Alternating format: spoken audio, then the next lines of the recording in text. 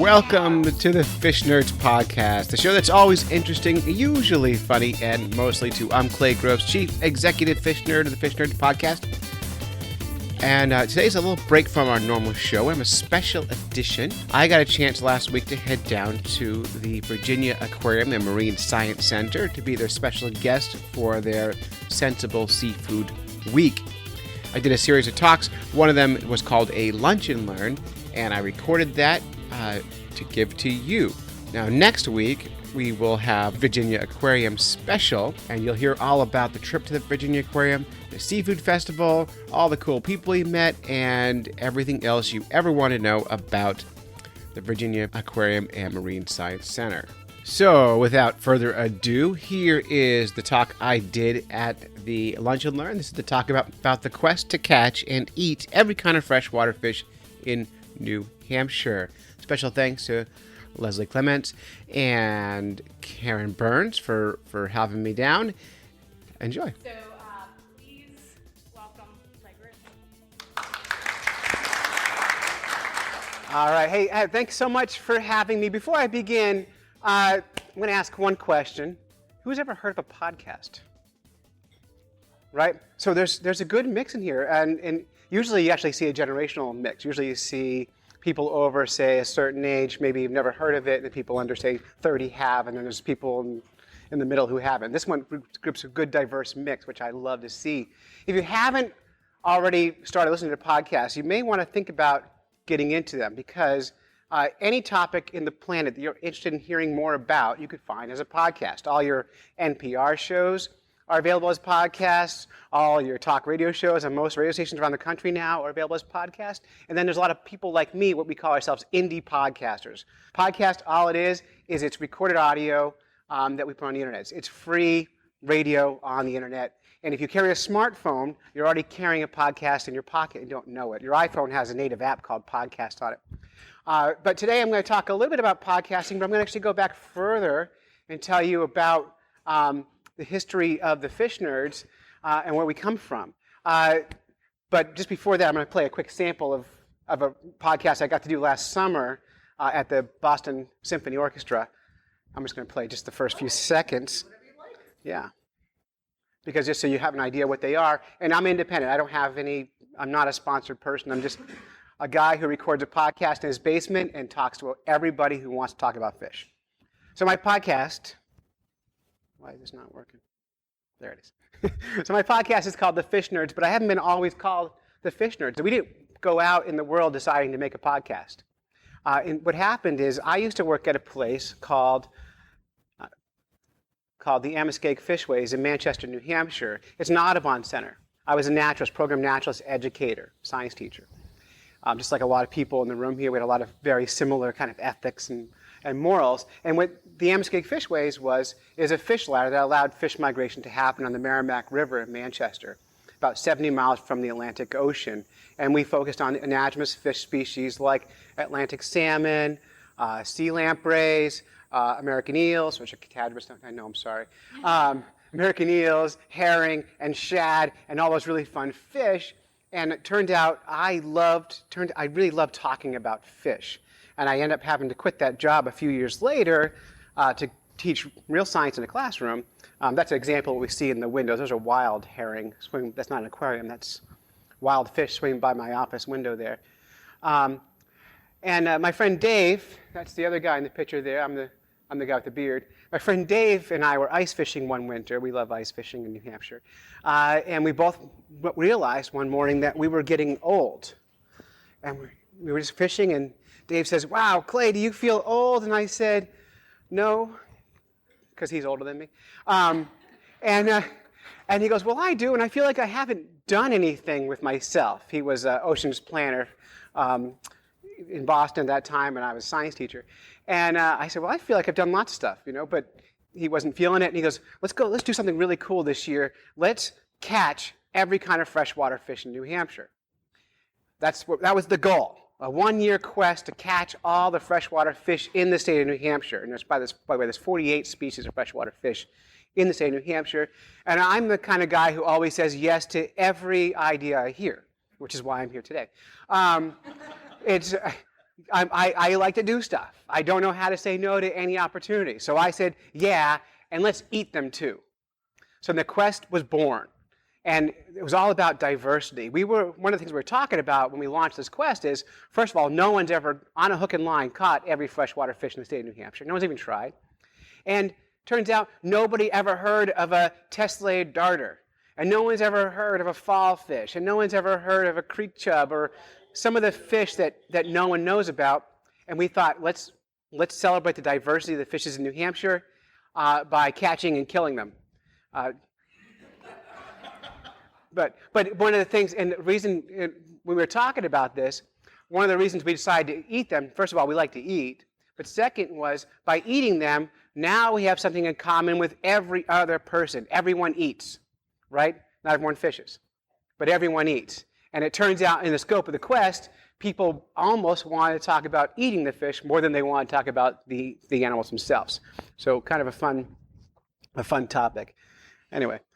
And we called the quest the Catch 'em All Quest. And we bought the domain catchemall.com, and we made a really cool looking logo, which we still use occasionally.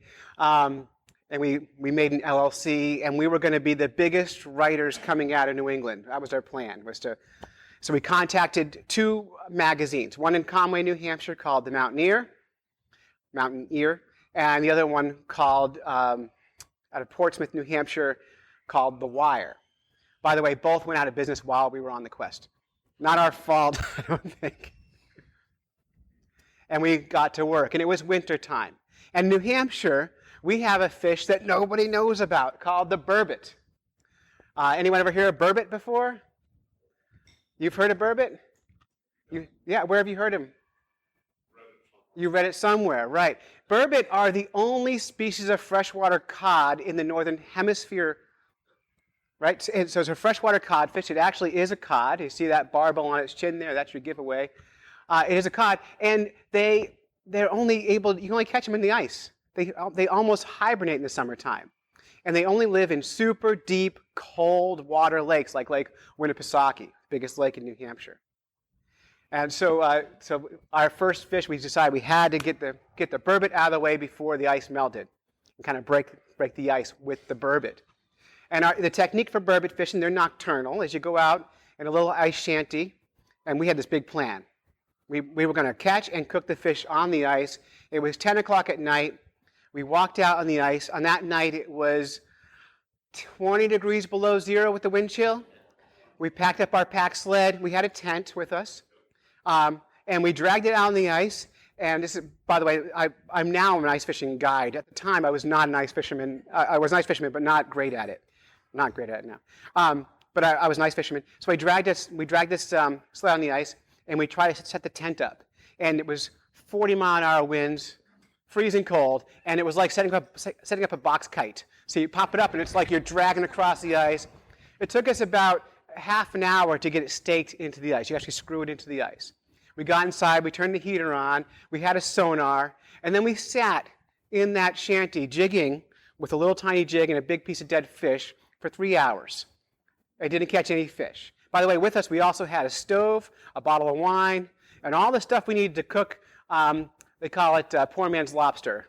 And when you cook a burbot, you boil them in water and salt, dip them in drawn butter, and it tastes like lobster, like Patagonian toothfish, right?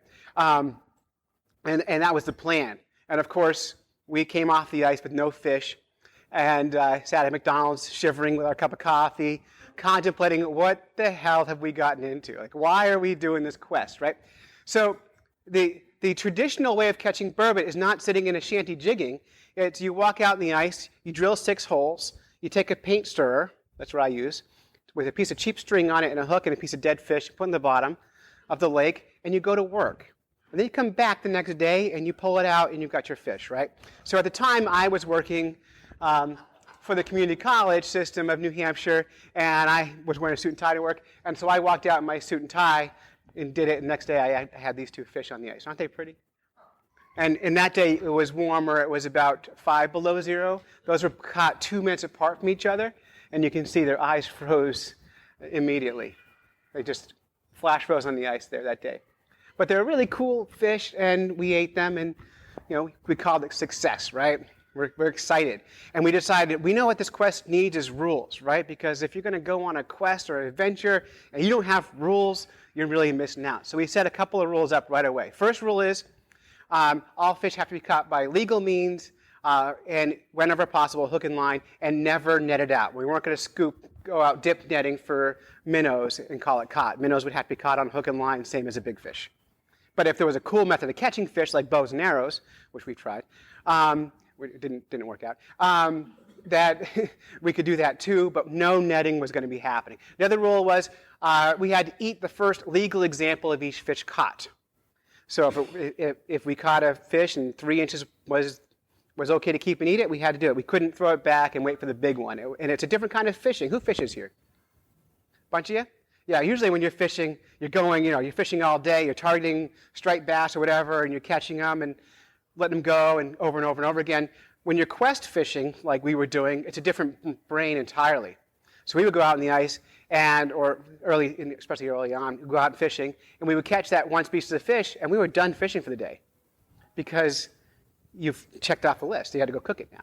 Second fish we caught, I'm not going to do all 48 fish, by the way. We don't have that kind of time. But each fish kind of came with its own story. The second fish we caught was one of my favorite native New Hampshire fishes, the yellow perch. I'm sure you have them down here. Am I accurate? Do you have yellow perch in Virginia? And they have them all over the world, by the way. And the first one we caught was that 3-inch yellow perch. But rules are rules. We had to eat it. And the reason I'm telling this story is as early as fish number 2, our story had been picked up by NPR had already talked about the quest, and the local news already started talking about it. Of course, we were writing about it. But the reason I'm putting this up here is because we caught this in a town in New Hampshire called Effingham, New Hampshire, Efffingham. And so the recipe for cooking this perch, because we caught it in Effingham, is we wanted to make we decided to make what's called an Effingham sandwich, because it's an Effingham. And so we had to do is you had to go out and catch one effing small perch, get an effing piece of bread, some effing cheese, and it became this like long joke. And we got on NPR like the day after, and I started telling the story about the Effingham sandwich, and the producer who we were recording with just got really upset looking, but I just keep talking and walking that line. But I've been a teacher, so I'm used to walking those lines. But one of our favorite fishes, and it was actually delicious. And people in the Midwest eat yellow perch, but in New Hampshire, yellow perch, people who catch them call them trash fish. And often they'll catch them, and we'll walk by them when they're ice fishing. There'll be a pile of dead 3-inch yellow perch on the ice. And I will ask them, are you going to eat those fish? And of course, they say, no, those are trash fish. I'm after a rainbow trout, which, by the way, not native, has no business being in New Hampshire. I'm like, but you have a native fish. What are you doing? And I don't beat them up ethically, but I would say, I don't care if you kill them, but you should probably think about eating them. And then the bald eagles come down and eat them all anyway, but it's not really good for the bald eagles to be eaten that way either. But yeah, and again, every single fish had a story with it. Then springtime happens, and it's spearing season for suckers. You can spear sucker fish for about 2 weeks a year in New Hampshire. And again, New Hampshire people don't eat white suckers. Have you eaten white sucker? No. I've caught some. I'm throwing them back as fast as I can. They're so fun to catch. They're so fun. A nice native, I love native fishes. They're so fun to catch. And I learned something about myself that way. By the way, on my way to work, I caught that in a shopping district in Meredith, New Hampshire. What I learned about myself is I speared the one sucker, and I had this visceral urge to keep killing. Like it was like I wanted to go berserker and just spear, because they're everywhere in the river. There's hundreds of them. I only killed the one, because our rule was catch the one fish, move on. But we had, and then I traveled to Dave later, and we cooked it together and ate it together, and we fried it up. Totally delicious. A lot of people eat them smoked. They weren't very bony. You get nice, big, meaty fillets off of them. Totally edible. And I've eaten a few since then. About one a year when I go spearing for them, because I do it with my daughters. At the time of this, I had a 4-year-old and a 2-year-old. Now I've got how old? 10 and 7, something like that. But they've always done this with me, and their rule is if you kill it, Dad, we got to eat it. And right now they're wanting me to kill and eat a fox in our yard that's trying to eat our chickens. So we're in New Hampshire. What am I going to do? So, all right, and then we had to get the big king in New Hampshire, the fish that probably brings the most sporting money to the state, which is the landlocked Atlantic salmon. And we had these rules about catching fish, and I tried and tried and tried to catch this Atlantic salmon, and I couldn't do it. So I made more rules up because it's my quest. And so we added a rule in at this point, and the rule we added was we could have other people join our quest with us. So I was out on the bank fishing, and I couldn't catch it, and this guy caught a salmon. And he had been following my blog, and he had seen me on the news, and he told me how to catch it, and then I indoctrinated him into the quest, and he became part of the story. I also produced my own maple syrup at home, and so we did a maple glazed salmon steak right there on the side of the lake, and ate this salmon up. And I took some fillets home to feed my family. Incidentally, salmon, Atlantic salmon, especially landlocked, are full of tapeworms, right? So I didn't tell my wife this. When we got home, I had these nice 2 salmon fillets, and I threw them on the grill, and a big tapeworm was crawling across the meat. I took its picture. I fed her the salmon. I blogged about it like crazy. And like 3 days later, she finally got back to my website and went, "Oh my God." But I almost got single right there. Yeah, so lesson learned, don't blog about feeding your wife tapeworms without her knowledge. Yeah. I'm still going to feed her tapeworms, but I'm not going to tell her next time. It's going to be, I won't publish it. That's my problem. The problem with doing everything public or recording it or doing anything is there's no secrets. And if you're talking to people, you say everything, and you forget that sometimes. But at any point today, if this is a conversation. If you have anything you want to add or ask, just start talking, and we can go in any direction you want with this. I'm just going to tell the story, but I'd much rather talk to you. So if you have things to ask, just do it, and we'll be happy to answer them as we go. We came into problems. Because we had a production schedule of writing, we were getting paid to write for some magazines. I got paid to write for magazines, which I know, right? Because we had that weekly schedule, we had to meet these deadlines, there were times we caught nothing. So one week we went out and we had to catch the mighty northern no-fish. And we did the same story. Here's how you catch no-fish. Here's how you cook it. We did a northern no-fish chowder, which is just potato chowder. And of course, when you catch no-fish, that's when you take your nature photos. This little fox lives up in Carter Notch, New Hampshire, and it's always there. Anytime I need a fox picture, I can drive to that parking lot, and the fox will come trotting out from behind the gas station to see what we're doing. And this day, it almost got in my car. And this actually is about 3 feet from, if I pan the camera over, about 3 feet from my front bumper of my car. But yeah, so we just always trying to have fun with talking about fish, but we kept getting more and more attention. And I'm going to move this forward a little bit. New Hampshire Chronicle called.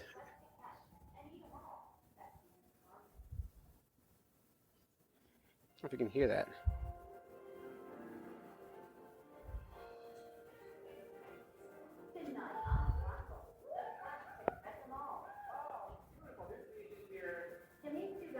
To eat every freshwater fish species in New Hampshire in 1 year? Not only are we out enjoying New Hampshire, but we're participating in the food chain. All right, cheers. Cheers. Quest rules. We always have to keep them together, but we can fish separately. I'm not going to play the whole thing. It's 20 minutes long. I could do that and go have lunch and come back. But New Hampshire Chronicle called, which that was a big deal. We're like, wow, we're hitting the big time. And we took them fishing. They wanted to go carp fishing, and we ended up catching bluegills and other fish like that. But that happened, and things, again, start blowing up for us. We start getting more and more attention. We're still called the Catch 'em All Quest, and we're having a really good time now, and fishing is easy, right? We're still, we're outnumbered, I think, at this point, like 15 or 16 fish in. And so there's still lots of fish. We haven't got any of the hard-to-find species or rare species yet. And then that starts coming sooner. Let me see where we're at here. Try to advance that slide. Oh, we got on the front page the Union Leader, which is anyone who follows politics knows the Union Leader, right? It's the biggest newspaper in New Hampshire. Usually they endorse candidates, but they endorsed us. which we're like, and we're above the fold there. New Hampshire Magazine did a story on us. Everyone loves that yellow perch picture. Did a story on us. I mean, we were like, we were the thing. We thought we were the thing. No one really, my wife didn't care. People, we were the thing. And then even local TV, this is outdoor television. Let's see, we got to a point where we were having trouble deciding how to cook the fish. Neither one of us were chefs. And so we started using alliteration. Since alliteration works so good in writing, it must work well with cooking, right? And when you make up a recipe and use alliteration to make your recipe, it's like saying a little poem. So we caught a pickerel in New Hampshire, a chain pickerel. And so we thought, what can we cook with pickerel? We can pickle it. So we made pickled pickerel. And we went on, and we decided to bring that on TV. And at this point, we started, every time we made an appearance anywhere, we would make the hosts eat the food we cook. On NPR, we did this is not part of this, we went on NPR, and Virginia Prescott from our local NPR station, we made her eat the Feast of the Seven Fishes, but we cooked them all into Christmas cookies.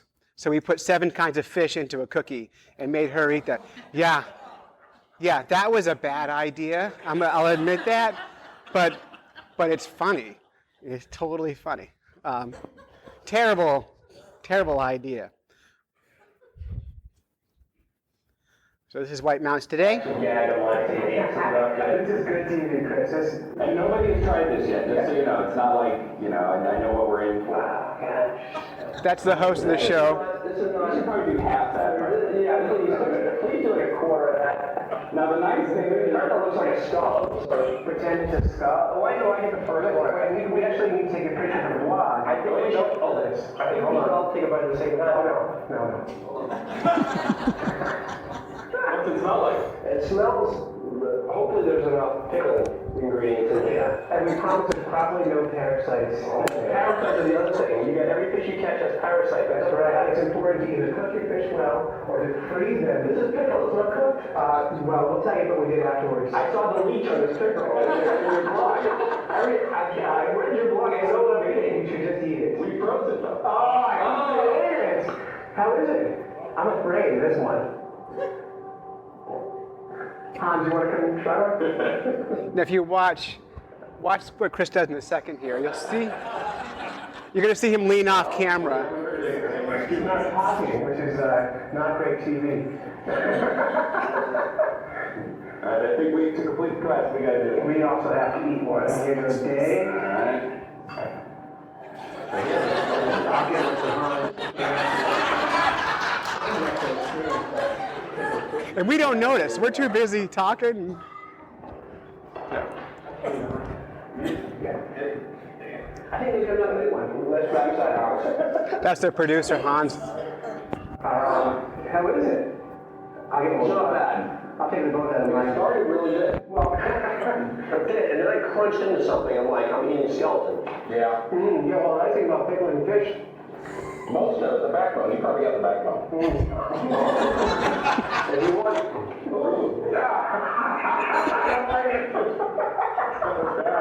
After that, the beginning was good. This is killer snacks. Hans is the expert. Recreationally. Oh. It's the aftertaste. Oh, you actually swallow it. Yeah, it's actually not good. This part's good.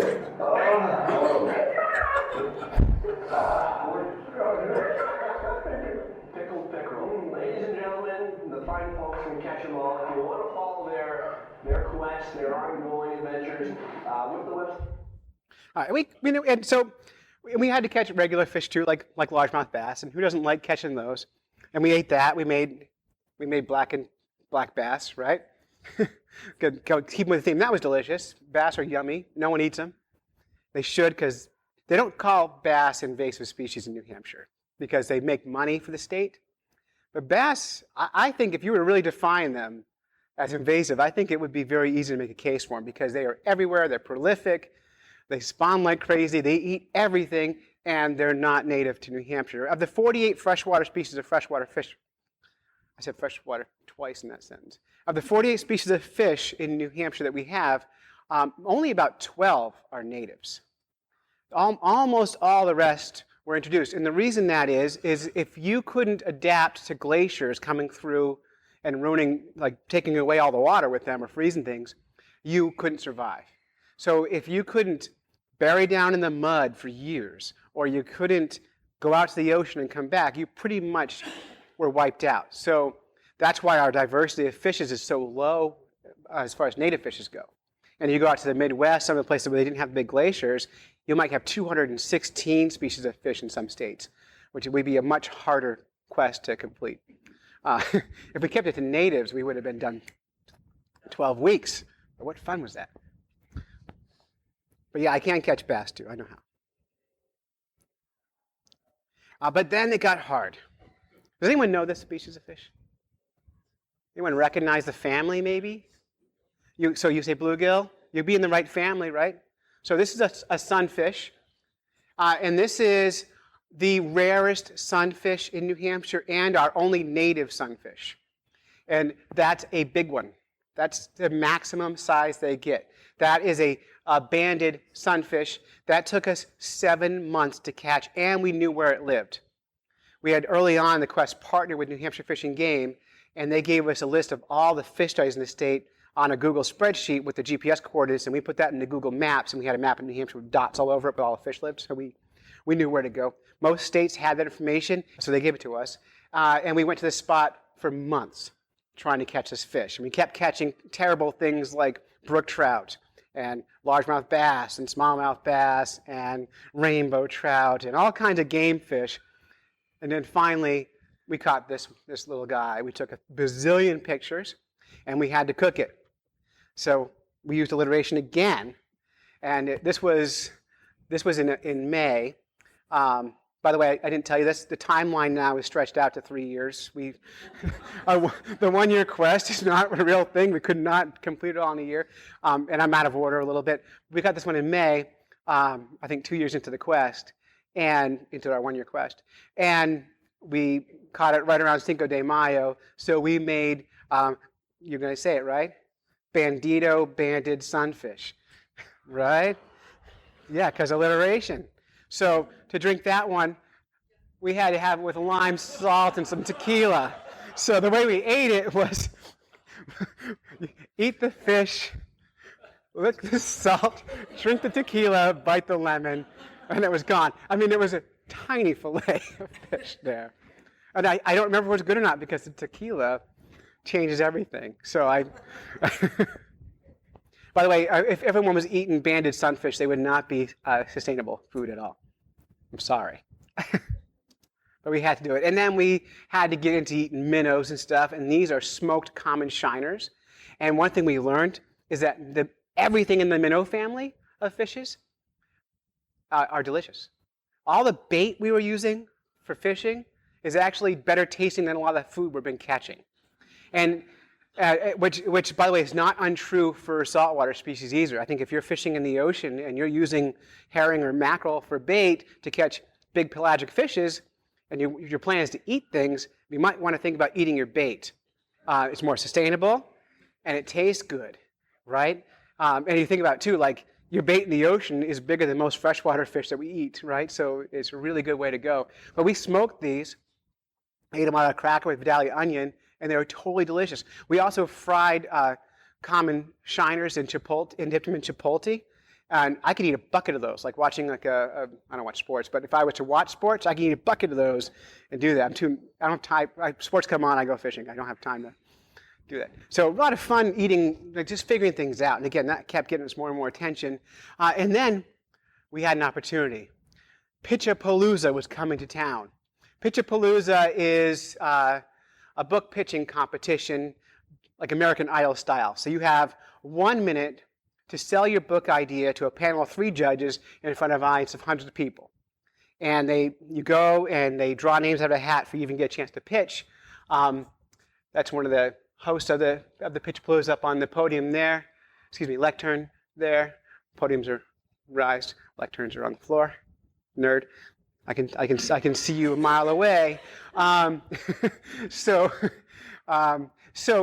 so we had an opportunity. So we went to Pitchapalooza, and our name got drawn out. Now, we were competing against NPR personalities who were at this event, pitching their books, other published authors, and including some New York Times bestsellings were at this thing. And the idea was if you win this contest, you get an agent to sell your book.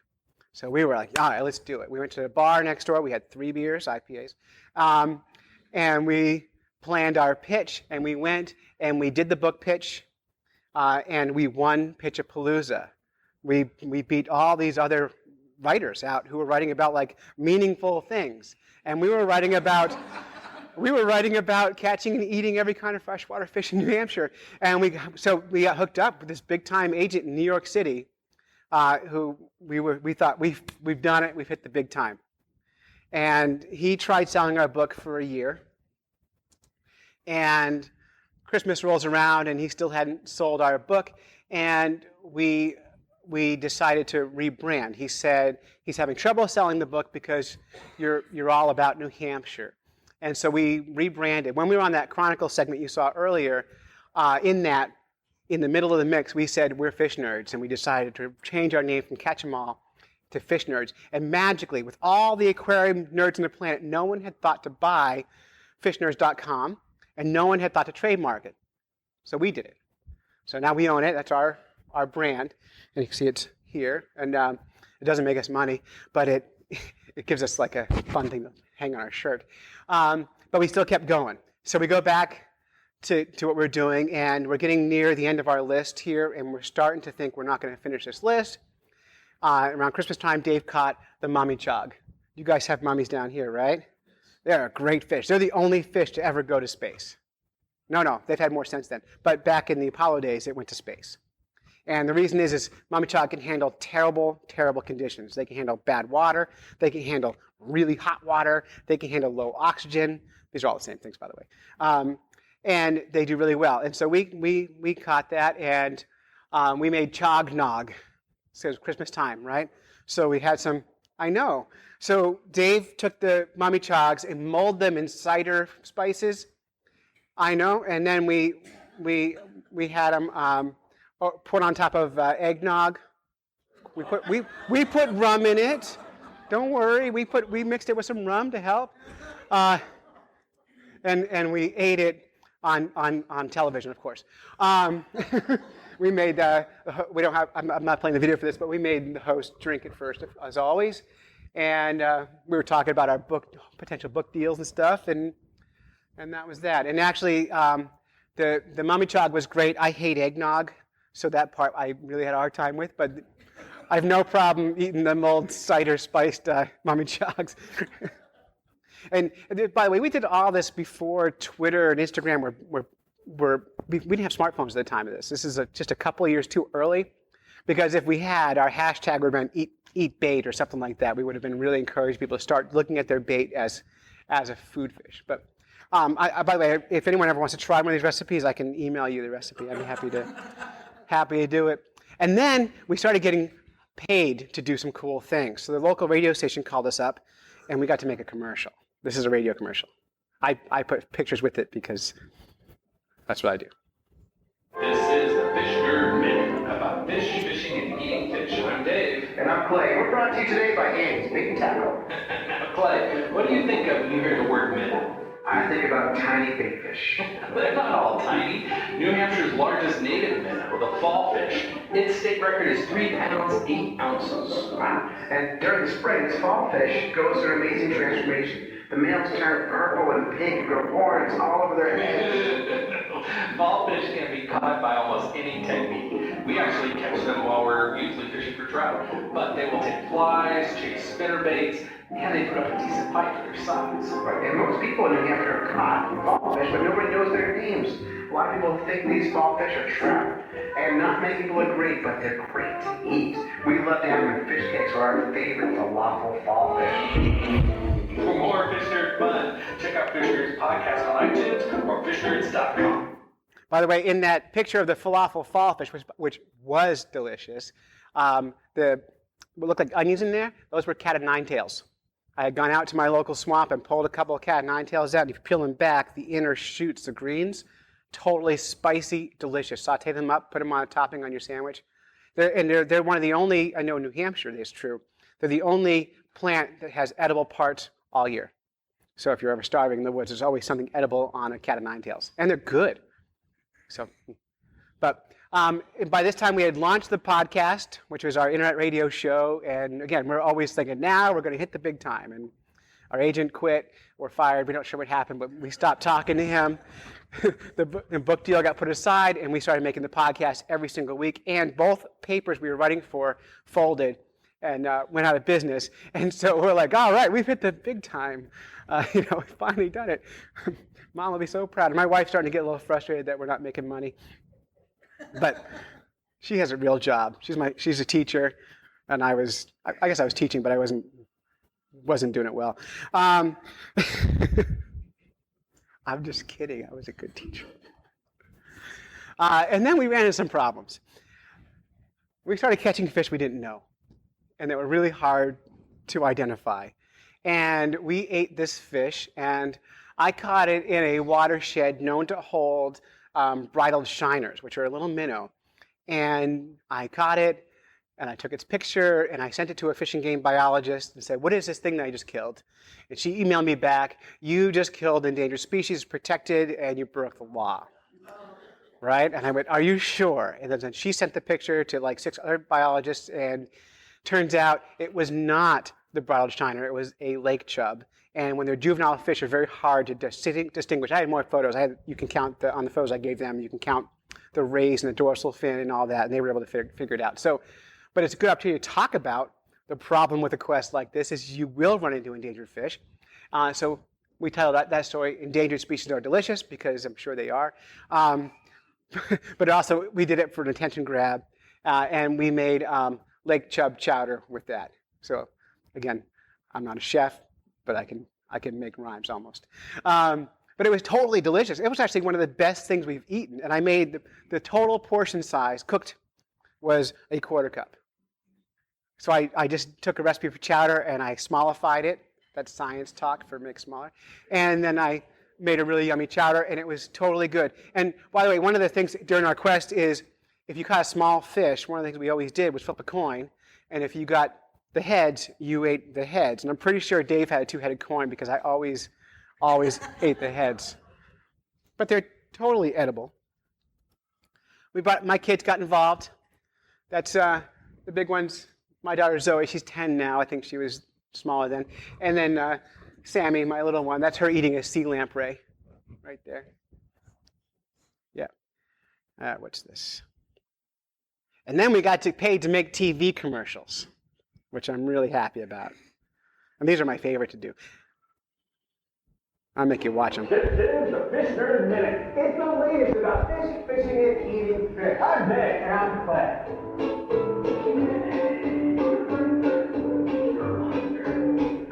Hey, Clay, what is the state fish in New Hampshire? That would be the Atlantic salmon. It's a brook trout. I think the prettiest fish in New Hampshire is square tail, polka dot, and red stripes. Of all trout, they're probably the easiest to catch. They'll bite spinners, worms, all sorts of stuff. And they're great for kids too, because they don't have all those sharp, pokey spines to get another fish. Rainbow and round trout, brookies have been in the state since the Ice Age, and they've been delicious since then too. Brookies are best broiled with butter. The daily limit is 5 fish or 5 pounds. That's interesting, Dave, because the state record is 9 pounds. What do you think they did 4 pounds left over? For more fishing fun, check out the Fish Nerds podcast on iTunes or fishnerds.com. Thanks for watching. It's time to go fishing. Which was just so much fun for us. And then, I'd be working in the schools with kids and stuff, and have them seeing these on TV or hearing us on the radio. We get this minor celebrity, which is what a podcaster is. You're an internet celebrity, which is like a celebrity, only that no one cares about. So that's what we do. And then we get invited to places like this, which makes you feel like, man, I'm kind of a big deal. This is cool. That's my fall fish there. I'm going to come back. Oh, and we got into making other kinds of commercials too, not just about like, here's what this fish is, but then they asked us to make some like fishing techniques. And I thought I'd show you this one because there's not much ice fishing in Virginia Beach. So this is like a little cultural challenge here. We made this commercial in my local pond up in Conway, New Hampshire, where I live, and just kind of give you a baseline of temperature. It was not windy that day, which is important for filming because the wind wrecks your audio. But it was 5 below zero up that day. But the sun was out, so we weren't uncomfortable. A little uncomfortable. We weren't that uncomfortable. But this is one of my favorite ones. It makes when I show this to my students, they laugh and make fun of me a lot, and rightly so. It's time for the Fish Nerd Minute presented by Andy Ski and Snowboard with 302 in Bartlett. Andy, we make good skiing great. This is the Fish Nerd Minute about fish, fishing, and eating fish. I'm Dave. And I'm Claire.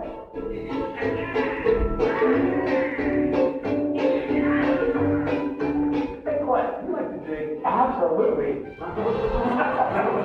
I'm talking about digging for fish with a little jig and a rod. It's great for ice fishing. Oh, most anglers prefer setting up tip-ups, but when we're going to catch fish, we jig. There are lots of ways to jig. Fast, slow, no movement, called dead sticking. All will work at different times. The key is to experiment. Fish can be anywhere in the water column, so start at the bottom and slowly work your way up. Don't spend more than 10 minutes in one spot and move on to a fish. Some people bring flashers on the ice. Like this. The sonars are called flashers too. Yeah, so get on the ice and try digging today. For more Fish Nerds fun, you can check out Fish Nerds podcast on iTunes or fishnerds.com. Till next time, we're going fishing. Yeah. And we were catching, just near the end here, we were trying to do a lot more presentations, talking to a lot more groups of people. Not shown on here, one of my favorite presentations, we did a library trustees presentation in New Hampshire. So all the librarians in the state got together. We came in, did a presentation, and of course we cooked fish for the audience, which we usually did. And that week I had caught a wild goldfish. And so I found the recipe online for goldfish, by the way, terribly invasive fish. But it was a release from Aquarium release. This pond was just packed with them. And so I found the recipe for goldfish crackers from like Pepperidge Farm. And I cooked a whole batch of that. And while that was in the food processor, I had some roasted goldfish. I just dropped them whole into the food processor and cooked them into the batter. And I served those to the library trustees, and they were eating them. And it wasn't until I got to the end of the presentation when I saw it. And tonight, I caught a goldfish. And they all went, what? And the room got silent. And a few people started laughing really hard because they got it, and then the whole room kind of got in on it, and it was really fun. They were delicious too, by the way. We call that when goldfish squared because goldfish crackers. But this, the most common questions we get is, what's the worst tasting fish in New Hampshire? And the worst tasting, we're going to ask that. See, I anticipate these things. Do you want to ask it? No. If you had it in your heart to say it, what's the worst tasting fish? Yeah, worst tasting fish, slimy sculpin. And we ate that live on public radio. We actually ate that and the best tasting fish in the same day on the same radio show. And I used alliteration for my recipe, and I made a slimy sculpin scampi, and it tastes as good as it sounds. So I got the head, of course. When you take that first bite, it kind of explodes in your mouth with a buttery garlic flavor, and then the slimy part happens. Slimy, it was not a good idea. So don't do that. That's a bad one. But then the best tasting fish, anyone eat freshwater fish here at all? I know we're near the ocean. What's your favorite freshwater fish? Yellow perch are fantastic, right? Totally good fish. Who else likes freshwater fish? What do you like? Walleye. I was hoping and you like trout? Catfish are great. I'm glad you said walleye, because walleye, we think in New Hampshire, for us, the best tasting freshwater fish. And what's your favorite cut on the walleye? Say cheeks. Yeah. So we made walleye cheeks with cheese sauce, and totally delicious. And this was caught by my mother-in-law. And you can see her. She's not giving the camera the finger, but she kind of is. We started out that day pike fishing, and on her first cast, she hooked her middle finger. We went to the ER and came back, and her second cast of the day, she caught up the walleye. And we ate that one, and we ate cheeks with cheese sauce with broccoli, and fabulous, fabulous fish. My mother-in-law has a very good sense of humor, and she's been throughout this. What we learned about humor is those two things are always funny. Mother-in-laws and New Jersey. So if you can work those into a conversation, always funny. Always, every time. So totally fun. And my personal favorite fish of the quest was a sea lamprey, not an eel. Biologically very, very different fish, no bones. And one of my very favorite fish on the whole planet is a sea lamprey. I just love it. It used to be up in Manchester, New Hampshire. Used to be called Dairyfield, New Hampshire. And John Stark, one of our founders of New Hampshire, wrote a poem about these fish and called them Dairyfield beef because they're such a common food fish. Nobody eats them anymore. They're invasive in the Great Lakes. Restaurants are starting to serve them now as part of their sustainable seafood programs because they're trying to eliminate them from that watershed. They belong in our watershed. You do get lampreys down here, not as common as in New England. Right now, if you go into any river on the coast, if you look in, it looks like rusty metal bars are in the river. And what it is lampreys stacking up, trying to get upstream to spawn to their spawning grounds. And Native Americans used to pluck them out of there. To get that one picture, I had to get bit by the lamprey about 25 times. My whole arm was covered in hickeys, both arms. And it was totally good. And we ate that one at a public event at the Fish Ladder in Manchester, and I served it to about 30 people from the public. That was probably 4 feet. Lampreys are known to be. You saw them, right? Where were you from? Yeah, well, the Connecticut River. Yeah. Yeah, the anadromous fish in Connecticut are amazing. It's an amazing place. Shad fishery down there is crazy good. So I think in our final fish, let's end it up with the last fish in the quest, channel catfish. We actually went out with the intent of ending the quest on this fish, and we caught the state record. This was not only the last fish in our quest, number 48, but also the biggest catfish anyone had ever seen in New Hampshire. And of course, we killed it. And these are new to New Hampshire. They don't belong there. This was in the bottom left corner of New Hampshire, about 4 hours from my house, and in Hinsdale, right below the dam. And these fish have not been in New Hampshire until the last 5 years, and they're coming.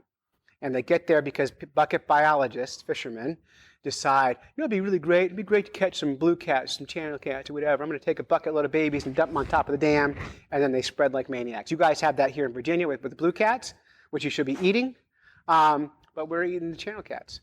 And of course, catfish is always good. So that's how we ended the quest, and we called it done. And the book never happened. Still going to happen someday, maybe. But the podcast is still happening. Dave has quit because life gets in the way, and it's really hard to keep a production schedule of a free show. And so I still do it. Dave is still part of my creative team. And after he quit the show, our listeners started contributing. It's now on our show. We have biologists from Canada. We have conservationists. We have chefs. We have biologists in California. We have lure manufacturers in Australia. And the show has gotten more diverse. And just like everything, that helps. And since Dave quit, which I'm really sad about, the show has actually been snowballing and growing and growing and growing, and not because he quit, but because the show was forced to get more diverse in what we do. And again, we talk about all things fish, fishing, and eating fish. So we go everywhere the fish are, and we even have, I've invited them on, but there's a couple of fish groups out that side of us who think no one should fish, and they protest my show. They write letters. They email my boss and tell me I'm a bad person. I work with kids, and they say there's no way he could be a good person because he kills fish. And I called them, and I said, I'd love to have you on the show, tell your story. I'm not going to argue with you. I'd love to have you on just because it diversified the ideas. But we've been all over and having a great time, and now we're here. And if anyone has any questions about the quest to catch all the fish in New Hampshire, I'd be happy to entertain anything. Thanks so much for listening to that presentation. And of course, a big fat thank you to the Virginia Aquarium and Marine Science Center for having me down there. And if you're a big fan of the Fish Nerds and you've listened to a lot of our shows, you'll know there are some factual errors in my presentation. I'd love you to pull those out and let's talk about my mistakes. And I made a lot of them. But until next time, follow the code of the Fish Nerds, spawn early and often, avoid free lunches with strings attached, and swim against the current every chance you get.